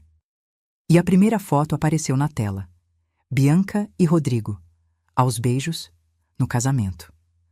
O silêncio foi ensurdecedor. Gabriel ficou branco. Olhou para a tela, depois para mim, depois para Bianca. Mãe, o que é isso? Bianca levantou, rosto vermelho. Dona Clarice, que brincadeira é essa? Isso é... Senta. Minha voz saiu firme, cortante. Não acabei. Ela hesitou. Rodrigo estava petrificado na cadeira, suando. Cliquei no controle. A próxima imagem apareceu. Eles dois de mãos dadas durante a festa. Depois outra. Ela ao telefone, o zoom mostrando os lábios dela dizendo: consegui, amor. Ela pagou tudo. Essas fotos foram tiradas no casamento de vocês, Gabriel. Pelo fotógrafo que eu paguei R$ 8.500. Enquanto você comemorava, sua esposa traía você com seu melhor amigo. Gabriel virou para Bianca, voz tremendo. Bianca, explica isso. Ela tentou chorar. Colocou as mãos no rosto. Gabriel, amor, não é o que parece. Eu estava emocionada. O Rodrigo me consolava, Mentira, cortei. Cliquei de novo. Agora apareceu um documento na tela. Investigação completa. Fotos dos dois juntos em hotéis. Extratos de conversas antigas. Vocês namoram há 4 anos. Planejaram tudo. Rodrigo te apresentou para ela de propósito, Gabriel. Depois de descobrir que você era filho único de viúva com patrimônio. A comadre Lourdes levou a mão à boca. Tia Vera murmurou: Jesus Cristo. Os outros convidados olhavam entre a tela e os acusados, horrorizados. Gabriel estava em choque. 4 anos? Espera, tem mais. Apertei o play. O primeiro áudio começou. A voz de Bianca encheu o salão. Amor, relaxa. Tá tudo sob controle. A velha tá nas minhas mãos. Mais um empurrãozinho e ela assina aquela procuração. Gabriel fechou os olhos. Eu sei que tá demorando, mas vale a pena. A casa vale fácil 1,5 milhão. Mais os 800 mil que ela tem guardado. Bianca levantou, voz desesperada. Isso é montagem? Alguém editou, falsificou? Cala a boca! Gabriel gritou. Nunca tinha ouvido meu filho gritar assim. Deixa tocar. O áudio continuou. E o Gabriel? Ah, meu bem, ele não desconfia de nada. É tão bobo, tão certinho. Acredita em tudo que eu falo. Gabriel abriu os olhos. Tinha lágrimas escorrendo. Quando a gente terminar isso, eu peço o divórcio. Invento que ele me traiu. Pego metade de tudo e a gente some. Risada dela. Risada de Rodrigo. Passei o segundo áudio. Bianca falando sobre jogar a poltrona do Osvaldo fora, rindo. Falando sobre apagar minha história da casa. Passei o terceiro áudio. Os dois planejando sumir com o dinheiro. A cada áudio, Bianca empalidecia mais. Rodrigo tentou levantar, mas eu falei firme. Se você sair dessa cadeira, eu chamo a polícia agora. Ele sentou. Quando o último áudio terminou, o silêncio era absoluto. Até os garçons tinham parado de trabalhar. Gabriel estava curvado, mãos no rosto, ombros tremendo, chorando. Tia Vera quebrou o silêncio. Clarice, isso é real? Tudo isso? Peguei a pasta que Dr. Marcelo me entregou. Aqui tem 50 páginas de investigação, fotos dos dois em hotéis, histórico dela aplicando o mesmo golpe em outros homens. Conversas, provas, tudo. Quem quiser ver, pode pegar. Passei a pasta. Comadre Lourdes foi a primeira a folhear. Ficou vermelha de raiva. Sua vagabunda! Ela gritou para Bianca. Sua cobra! Como você faz isso com uma família? Bianca finalmente desabou. Parou de fingir. O rosto se retorceu em raiva pura. Faz o quê? Usei o que eu tenho. Vocês acham que eu ia passar a vida tramando pra quê? Pra pagar aluguel? Essa velha tinha dinheiro parado, ia morrer sozinha mesmo, eu só acelerei o processo. O salão explodiu. Gente gritando, xingando. Gabriel levantou, apontou para ela. Sai! Sai daqui agora! Mas eu levantei a mão. Espera! Todos olharam para mim. Ainda não acabei. Virei para Bianca. Você e o Rodrigo vão me devolver cada centavo da reforma, R$ 95 mil. Vocês têm 60 dias conforme a lei. Caso contrário, processo por estelionato, apropriação indébita e associação criminosa. Doutor Marcelo, apontei para o advogado, já tem tudo pronto. Rodrigo engasgou. Eu não tenho esse dinheiro. Então vende seu carro, pede emprestado, vira vendedor de bala no farol. Não me interessa, mas vão pagar. Virei para Bianca. E você vai sair da minha casa amanhã, às 10 da manhã. Se não sair, chamo a polícia para te remover. Ela tentou falar, mas eu continuei. E pode esquecer qualquer chance de ficar com algo do Gabriel. Casamento anulado por dolo. Não vai levar nada, nada. Doutor Marcelo se aproximou com um papel. Já tenho aqui a petição de anulação. Fraude comprovada. O casamento não vale. Gabriel pegou o papel, assinou sem hesitar. Bianca finalmente explodiu. Vocês acham que são o quê? Família perfeita? Clarice, você é uma velha amargurada que pagou para ter companhia. Gabriel, você é um frouxo que precisa da mamãe para tudo. Comadre Lourdes jogou um copo d'água nela. Respeita, sua desgraçada. Seguranças do restaurante apareceram. Dr. Marcelo tinha avisado antes que talvez precisássemos. Eles escoltaram Bianca e Rodrigo para fora. Ela gritava, esperneava. Ele foi em silêncio, cabisbaixo. Quando a porta se fechou, o salão ficou em silêncio. Gabriel caiu na cadeira, rosto entre as mãos. Eu me aproximei. Coloquei a mão no ombro dele. Filho, mãe, a voz dele saiu abafada, cheia de dor. Eu não sabia. Juro que eu não sabia. Eu sei. Ela me usou a gente, e eu deixei. Defendi ela quando você tentou avisar. Não acreditei em você. Ajoelhei na frente dele, segurei o rosto dele com as duas mãos. Gabriel, você foi vítima. Ela é profissional nisso. Não foi sua culpa. Ele chorou no meu ombro. Meu filho de 35 anos chorando feito criança. E eu chorei junto. Porque mesmo depois de tudo, da traição, do golpe, da humilhação, a dor de ver meu filho sofrendo era maior que qualquer outra. Comadre Lourdes se aproximou, abraçou os dois. Tia Vera também. Logo toda a mesa estava ao nosso redor, apoiando, consolando. Quando Gabriel finalmente se acalmou, limpou o rosto e olhou para mim. Mãe, me perdoa. Por tudo. Por ter trazido ela para sua vida. Por não ter te protegido. Você foi enganado, filho. Não precisa se desculpar. Preciso sim. Deixei ela destruir suas coisas, tomar seu quarto, humilhar você na sua própria casa. Eu falhei como filho. Balancei a cabeça. Não falhou. Só confiou na pessoa errada. E agora a gente conserta isso. Dr. Marcelo se aproximou. Dona Clarice, preciso que a senhora saiba. Amanhã de manhã, Bianca pode tentar voltar na casa. Pode causar problemas. Recomendo que troque as fechaduras hoje ainda e, se possível, fique com alguém na casa com vocês. Comadre Lourdes levantou a mão. Eu durmo lá, e meu marido também. Aquela peste não passa da porta. Assenti. Obrigada, Lourdes. Voltamos para casa naquela noite. Eu, Gabriel, Lourdes e o marido dela, seu Antônio. Chegando lá, Gabriel olhou ao redor da sala branca, fria, sem alma. Mãe, a gente vai consertar isso. Vou trazer sua poltrona de volta. Vou achar um relógio igual àquele. Vou... Filho, segurei a mão dele.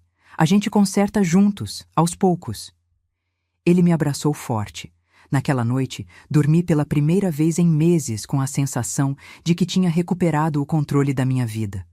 E no dia seguinte, a verdadeira justiça viria. Domingo, 10 da manhã. Eu estava na sala. Aquela sala branca e fria que não parecia mais minha, esperando. Gabriel do meu lado, tenso. Comadre Lourdes e seu Antônio na cozinha, tomando café. Doutor. Marcelo havia chegado cedo com um oficial de justiça discreto. Tínhamos trocado as fechaduras na noite anterior. Um chaveiro amigo do Antônio veio às pressas, cobrou R$ 300, fez o serviço em 1 hora. 10h15. Nada. 10h30. Silêncio. Então a campainha tocou, insistente, repetida. Gabriel foi até o interfone. Quem é? Sou eu! Abre essa porta! A voz de Bianca, histérica. Suas coisas estão aqui dentro, em malas. Pode pegar na porta. Eu moro aí, você não pode me impedir. Dr. Marcelo se aproximou do interfone. Senhorita Bianca, aqui é o advogado da família. A senhora tem ordem de despejo por fraude matrimonial. Suas coisas serão entregues agora. Caso tente entrar à força, a polícia será acionada. Silêncio do outro lado. Gabriel desceu com 3 malas grandes. Tudo que era dela. Coloquei na porta. Abri só o suficiente para passar as malas para fora. Bianca estava ali, cabelo desgrenhado, maquiagem borrada, roupas amarrotadas. Nada daquela mulher perfeita de semanas atrás. Gabriel, por favor. Ela tentou segurar o braço dele. A gente pode conversar. Eu posso explicar. Ele tirou o braço. Não toca em mim. Eu te amo. Aquilo tudo foi besteira, foi.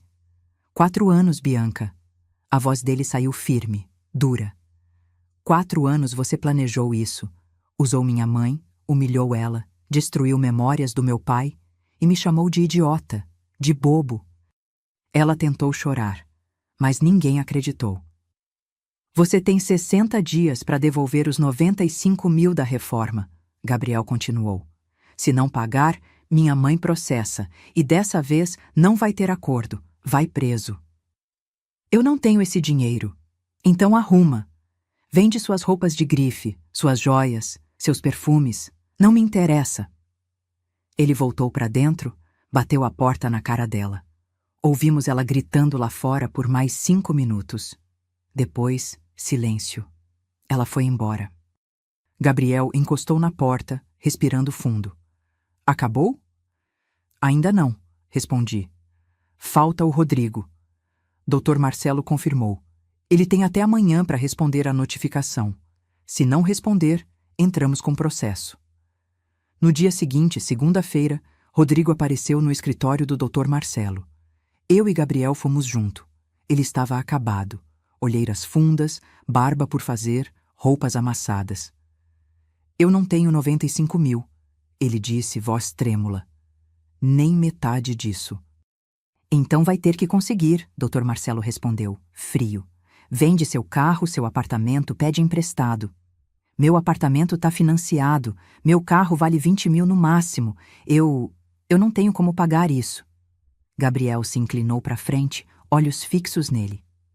Você era meu amigo, Rodrigo, meu melhor amigo. Eu confiava em você. E você fez isso comigo. Rodrigo abaixou a cabeça. Gabriel, não fala comigo. Gabriel bateu na mesa. Você destruiu minha vida, me usou. Riu de mim, me chamou de idiota nas costas. Silêncio. Quanto você já tem? Perguntei direta. Uns 30 mil. Se vender o carro, chego em 50. Não é suficiente. Eu sei, mas é tudo que tenho. Dr. Marcelo checou alguns papéis. Podemos fazer um parcelamento judicial. 50 mil à vista, 45 mil em parcelas ao longo de 2 anos, com juros. Rodrigo engoliu seco.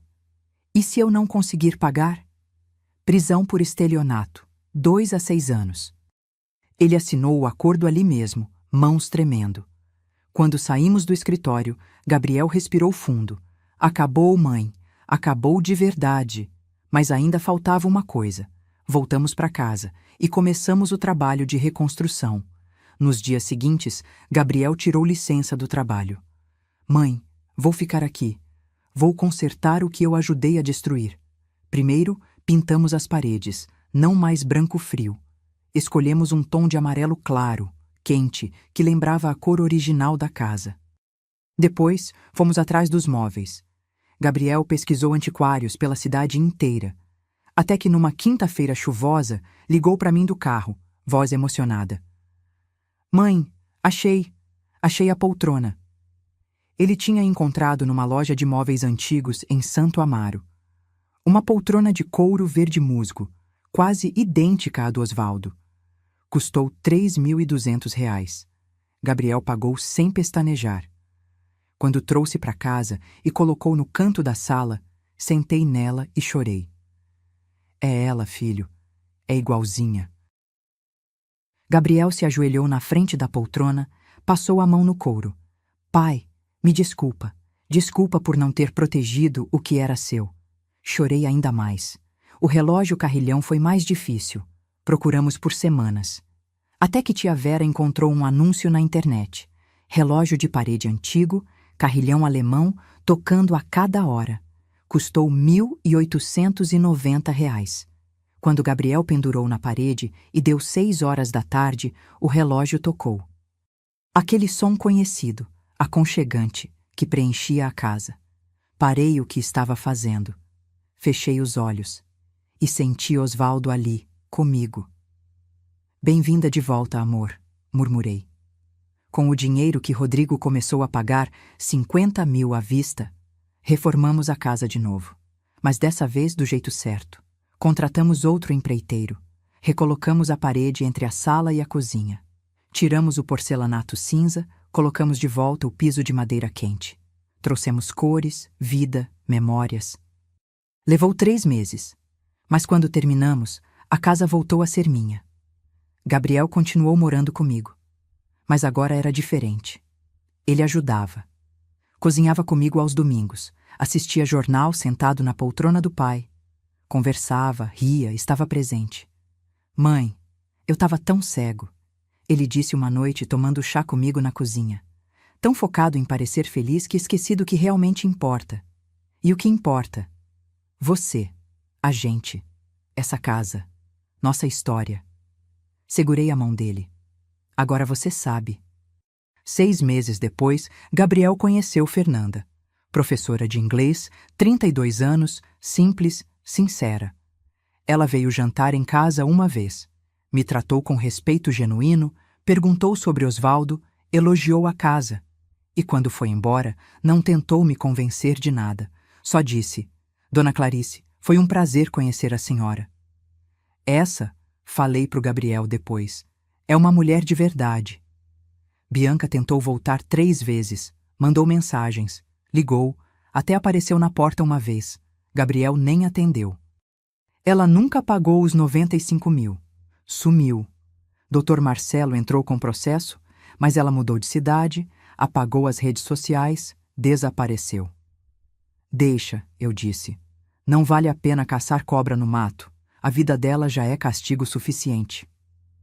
Rodrigo pagou até o último centavo. Levou 2 anos, mas pagou. Nunca mais falou com Gabriel. E eu? Aprendi que silêncio não é paz.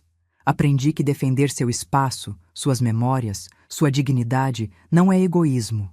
É sobrevivência. Aprendi que mãe que ama, protege. Mesmo quando dói. Mesmo quando todos ao redor dizem para deixar para lá. E aprendi que justiça não precisa ser barulhenta. Às vezes, justiça é simplesmente olhar para quem tentou te destruir e dizer: você não vai conseguir. Hoje, aos 69 anos, acordo na minha casa, e escuto o carrilhão tocar às 6 da manhã. Tomo café com Gabriel. Cozinhamos juntos aos domingos. Fernanda vem nos visitar. E quando sento na poltrona verde musgo, passo a mão no couro e olho para o retrato do Osvaldo na parede, sei que fiz a coisa certa. Aquelas fotografias do casamento, que deviam ser só lembranças bonitas, me salvaram. Ou melhor, me mostraram quem realmente merecia estar ao meu lado e quem precisava ser cortado da minha vida para eu voltar a respirar. Passou 1 ano desde aquela noite no restaurante. 1 ano desde que desmascara Bianca e Rodrigo na frente de toda a família. E sabe o que acontece depois que a poeira baixa? A vida continua, mas diferente, mais consciente, mais cuidadosa. Gabriel entrou em terapia. Foi ideia dele, não minha. Numa manhã de terça, ele tomava café comigo e disse: Mãe, preciso entender como deixei isso acontecer. Preciso me entender melhor. 3 vezes por semana, ele ia à psicóloga. Voltava quieto, pensativo. Mas aos poucos, comecei a ver mudanças. Ele parou de se culpar o tempo todo. Parou de pedir desculpas por tudo. Começou a rir de novo. Aquele riso solto, de barriga, que eu não via desde que ele era criança. A doutora Paula disse uma coisa importante. Ele me contou uma noite. Disse que pessoas manipuladoras escolhem vítimas empáticas, gente que quer ver o melhor nos outros. Isso não é fraqueza, mãe. É bondade mal direcionada. Bondade mal direcionada. Guardei essa frase. Fernanda apareceu na nossa vida aos poucos, sem pressa. Gabriel conheceu ela num curso de fotografia que resolveu fazer. Hobby novo, para preencher o vazio que Bianca deixou. Ela era diferente de tudo que ele tinha conhecido. Cabelo cacheado natural, sem alisamento, roupas simples, jeans e camiseta. Ria alto, falava palavrão quando ficava animada, não tinha papas na língua. A primeira vez que veio jantar aqui em casa, ela trouxe um bolo de cenoura que ela mesma fez. Dona Clarice, não sou confeiteira não, mas minha avó me ensinou e ficou gostoso. Espero que goste. Cortei uma fatia. Estava delicioso. Você fez mesmo? Fiz. Pode perguntar pro Gabriel. Ele viu. Até sujei a cozinha toda. Ela riu daquele jeito escandaloso. Mas limpei tudo depois, prometo. Gostei dela na hora, porque Fernanda não fingia. Não era açúcar quando estava com raiva. Não sorria se não estava feliz. E, principalmente, ela tratava Gabriel como igual, não como troféu. Amor, para de frescura, ela disse para ele uma vez quando estávamos os 3 assistindo o filme. Você não precisa pagar tudo o tempo todo. Eu trabalho, tenho dinheiro, divido as coisas. Gabriel ficou sem reação. Acho que nunca tinha ouvido isso. Fernanda também me respeitava, mas sem exagero. Não me chamava de mãezinha. Não fingia intimidade que não existia. Me chamava de Dona Clarice. Perguntava minha opinião, mas também discordava quando achava necessário. Dona Clarice, com todo respeito, acho que a senhora exagerou no sal dessa carne. Ela disse uma vez, rindo. Mas o resto tá divino. Eu ri também, porque ela estava certa. A casa foi voltando ao normal devagar. Gabriel e eu, juntos, recuperamos cada canto. Encontramos numa feira de antiguidades um armário de madeira escura igual ao que Bianca tinha mandado jogar fora. R$ 250. Gabriel carregou sozinho até o carro, suando. Vale a pena, mãe. Vale cada gota de suor. Recolocamos fotos antigas nas paredes. Osvaldo jovem, segurando Gabriel bebê. Osvaldo e eu no nosso casamento. Gabriel formando na faculdade. Penduramos as cortinas de renda que eu tinha guardado no armário. Aquelas que Bianca achava coisa de velho. Agora estavam de volta, filtrando a luz da tarde, deixando a sala aconchegante. E plantamos uma jabuticabeira nova no quintal, ao lado da antiga. 2 gerações, 2 histórias se entrelaçando.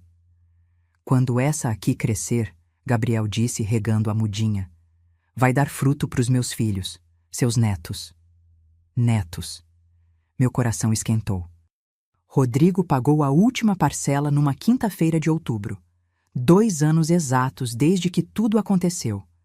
Doutor Marcelo confirmou por telefone. Dona Clarice, acabou. O débito foi quitado. R$ 95 mil de volta. Cada centavo. O que a senhora quer fazer com o dinheiro? Gabriel perguntou. Pensei. Olhei ao redor da casa. Olhei para ele. Metade vai para a poupança. A outra metade a gente usa para terminar de arrumar a casa. E talvez fazer uma viagem. Eu, você e Fernanda. Que tal? Ele sorriu. Seria incrível.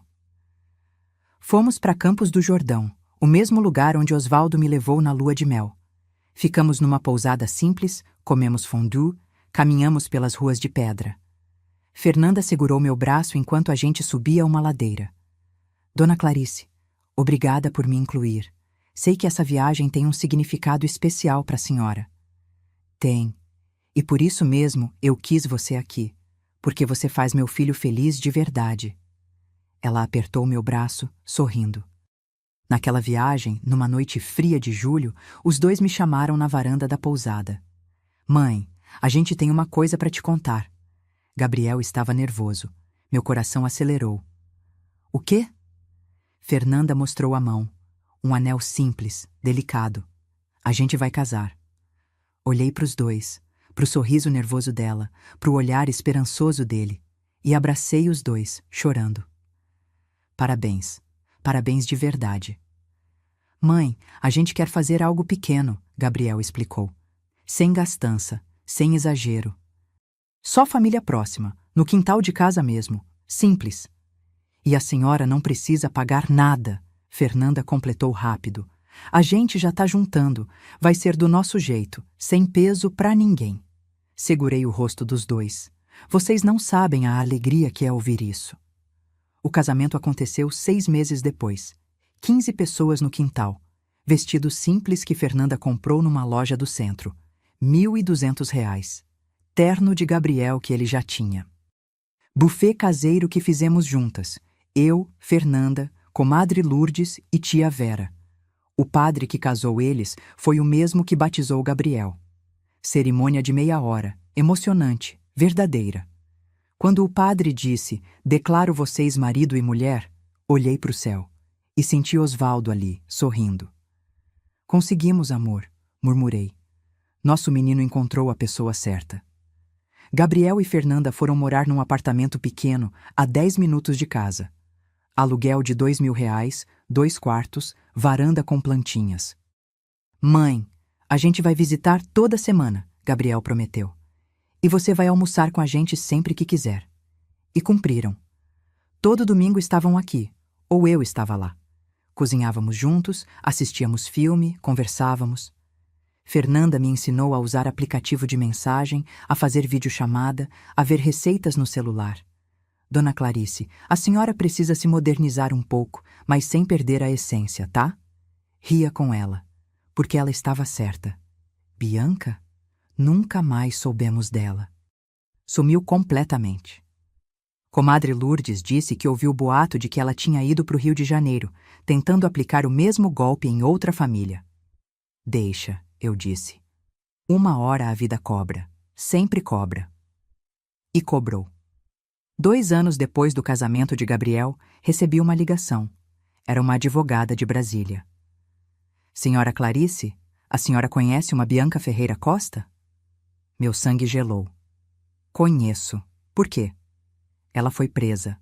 Estelionato qualificado. Aplicou golpe em um empresário de lá, conseguiu acesso às contas dele, roubou R$ 400.000. Ele tinha gravações, provas. Ela pegou 4 anos de prisão. Desliguei o telefone. Fiquei parada, processando. 4 anos de prisão. Contei para o Gabriel naquela noite. Ele ficou em silêncio por um tempo. Sinto pena, ele disse finalmente. Não por ela, mas pela pessoa que ela poderia ter sido se tivesse escolhido ser honesta. Sabedoria. Meu filho tinha crescido. E eu? Eu aprendi que reconstrução não é rápida, não é fácil, é tijolo por tijolo. É dia após dia escolhendo não desistir. Aprendi que família verdadeira não é quem te usa. É quem fica quando tudo desaba. É quem te ajuda a erguer de novo. E aprendi que justiça existe. Às vezes demora, às vezes vem de forma inesperada. Mas sempre, sempre chega. Hoje, enquanto escrevo essa história, ou melhor, enquanto conto essa história para você que está me ouvindo, tenho 69 anos. Cabelos brancos que não escondo mais, rugas que carrego com orgulho, mãos que tremem um pouco, mas ainda seguram firme o que é meu. Estou sentada na poltrona verde musgo, a mesma que meu Osvaldo sentava, a mesma que Bianca jogou fora e Gabriel recuperou. Do meu lado, na mesinha de madeira, uma xícara de café fumegante. Na parede, o relógio carrilhão acabou de tocar 4 horas da tarde. Gabriel está na cozinha com Fernanda, os dois preparando o jantar. Ouço as risadas deles, o barulho das panelas, o som da vida acontecendo, e olho ao redor dessa casa, minha casa, e penso em tudo que passei. Tem gente que pode ouvir essa história e pensar: coitada dessa mulher, foi enganada, roubada, humilhada. Mas sabe o que eu digo? Não fui coitada, fui guerreira. Porque eu poderia ter me calado, poderia ter assinado aquela procuração, entregue tudo, me tornado invisível na minha própria vida. Poderia ter engolido as humilhações, aceitado a versão que Bianca queria impor, a velha esquecida, confusa, atrapalhando a vida do casal jovem. Mas eu não aceitei. E essa é a primeira lição que quero deixar. Silêncio não é paz. Silêncio é medo disfarçado. Quando você se cala diante da injustiça, não está sendo compreensiva. Está sendo cúmplice da própria destruição. E eu me recusei a ser cúmplice. Tem gente que vai dizer: ah, mas você gastou tanto dinheiro, sofreu tanto. Valeu a pena? E eu respondo: valeu. Porque recuperei algo que dinheiro nenhum compra, minha dignidade. Aprendi que amor de mãe não é sinônimo de capacho. Amar seu filho não significa aceitar tudo, engolir tudo, bancar tudo. Significa, às vezes, dizer não. Significa colocar limites. Significa ensinar, na dor, o que é respeito. Gabriel precisava aprender essa lição. E aprendeu. Do jeito mais duro possível, mas aprendeu. Hoje ele é um homem diferente, mais atento, mais grato, mais presente. Ele olha para mim e realmente me vê. Não como a mãe que resolve problemas ou banca sonhos, mas como Clarice, mulher, viúva, sobrevivente, e isso não tem preço. Aprendi também que pessoas manipuladoras estudam suas vítimas. Bianca não me escolheu por acaso. Ela viu uma viúva solitária, um filho único, patrimônio consolidado. Viu uma oportunidade e agiu com precisão cirúrgica. Por isso eu digo: cuidado com quem chega prometendo demais. Com quem te chama de mãezinha antes de construir uma relação verdadeira. Com quem quer acesso rápido demais à sua vida, suas contas, sua casa. Intimidade verdadeira se constrói com tempo. Pressa é sinal de interesse escuso. Olho para o pendrive que ainda guardo na gaveta, aquele com as fotos do casamento, os áudios, as provas todas. Às vezes penso em jogar fora, mas não jogo, porque ele me lembra do que sou capaz quando decido reagir. Você é mais forte do que imagina. Mesmo quando o mundo tenta te convencer de que você é velha demais, confusa demais, fraca demais, você não é. Você é exatamente o que precisa ser para sobreviver. Tem uma coisa que me perguntam muito. Clarice, você perdoa a Bianca? E eu respondo com sinceridade: não sei. Perdão não é obrigatório. Perdão não é algo que você concede porque é bonito ou porque alguém espera. Eu não carrego ódio, não fico remoendo. Mas perdoar? Isso exigiria que ela demonstrasse arrependimento real. E até onde sei, ela continua fazendo as mesmas coisas, machucando outras famílias. Então não perdoo. Mas também não deixo que ela ocupe espaço na minha cabeça. Ela não merece nem meu ódio, nem meu perdão. Merece apenas minha indiferença. E quanto ao Rodrigo? Ele pagou o que devia, cada centavo. Isso já é alguma coisa. Não apaga o que fez, mas mostra que consequências existem. Que ações têm preço. Às vezes, justiça não é a pessoa ir presa. Justiça é a pessoa ter que trabalhar 2 anos inteiros para pagar o estrago que causou. É carregar o peso da vergonha. É perder amizades, reputação, paz. Rodrigo perdeu tudo isso. E Gabriel? Gabriel perdeu a confiança cega nas pessoas, mas ganhou discernimento. Fernanda entra na sala nesse momento, sorrindo. Dona Clarice, o jantar está quase pronto. A senhora quer ajuda para levantar? Não precisa, filha. Ainda consigo sozinha. Ela ri. Eu sei que consegue. Só estou oferecendo. Levanto da poltrona, sinto o joelho estalar. Idade chegando, mas caminho firme até a cozinha. Gabriel pôs a mesa. Guardanapos de tecido, pratos bonitos, talheres brilhando. Mãe, fiz aquele frango com quiabo que a senhora adora. Sento, eles sentam. E fazemos a oração que sempre fazemos antes de comer. Tradição que Osvaldo começou e que nunca abandonamos. Obrigada, Deus, pela comida, pela família, pela vida. Amém. Amém, eles repetem. Comemos conversando. Fernanda conta sobre uma aluna engraçada. Gabriel fala sobre um projeto novo no trabalho. Eu ouço, participo, rio e percebo. Isso é riqueza. Não dinheiro no banco, não casa grande, não carro importado. Isso, esse momento, essa mesa, essas risadas. Depois do jantar, quando eles vão embora, com abraços demorados, beijos na testa, promessa de voltar domingo, fico sozinha na casa. Mas não me sinto sozinha. Ligo o rádio. Toca uma música antiga, daquelas que Osvaldo adorava. Danço sozinha na sala, passando a mão nos móveis, sentindo a textura da madeira, o couro da poltrona, o tecido da cortina. Tudo isso é meu. Tudo isso eu protegi. Tudo isso eu reconquistei. E quando o relógio carrilhão toca 6 horas da noite, paro de dançar. Olho para o retrato do Osvaldo pendurado na parede. Amor, consegui. Protegi nossa casa. Protegi nosso filho. E me protegi também. Não sei se é impressão, mas juro que vejo o sorriso dele ficar um pouquinho maior na foto. Então vou até a janela. Abro. Sinto o vento fresco da noite entrando. E penso em você que está me ouvindo agora. Se você está passando por algo parecido, sendo manipulada, desrespeitada, diminuída dentro da sua própria casa, saiba, você tem o direito de reagir. Não importa a sua idade, não importa quem está do outro lado. Ninguém tem o direito de tirar sua paz, sua dignidade, suas memórias. Defenda-se. Imponha limites. Procure ajuda. Reúna provas. E quando estiver pronta, mostre suas garras. Porque respeito não se pede. Respeito se impõe. E uma última coisa, a mais importante de todas. Você não está sozinha. Tem mais gente passando por isso do que você imagina.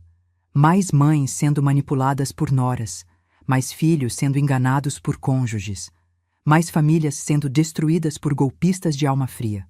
Mas também tem mais gente sobrevivendo, reagindo, vencendo. E você pode ser uma delas. Fecho a janela. Apago as luzes da sala. Vou pro quarto. Aquele quartinho que era pequeno demais, mas que agora voltei a ocupar o quarto grande, o meu quarto, onde durmo em paz. Deito na cama. Puxo o cobertor de crochê que a mãe do Osvaldo fez. Fecho os olhos e durmo com a consciência tranquila de quem fez o que precisava ser feito. Aquelas fotografias do casamento, que deviam ser só lembranças bonitas, me mostraram a verdade. E a verdade, por mais dolorosa que seja, sempre liberta. Boa noite. E lembre-se, dignidade não se negocia. Se essa história tocou seu coração, se você se viu em algum momento dessa jornada, ou se conhece alguém que precisa ouvir isso, deixe seu comentário aqui embaixo. Me conte de onde você está assistindo. Quero saber que esse relato chegou até você. E se você acredita que histórias reais como essa precisam ser contadas, que precisamos falar sobre manipulação, sobre limites, sobre respeito dentro das famílias, deixe seu like e se inscreva no canal. Porque enquanto houver uma pessoa sofrendo calada, vou continuar contando essas histórias. Até a próxima.